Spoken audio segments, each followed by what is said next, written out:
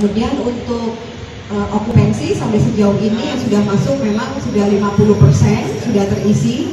Kalau saya lihat karena memang konsep kami ini kan resort ya, jadi mostly memang family yang sudah booking di kami.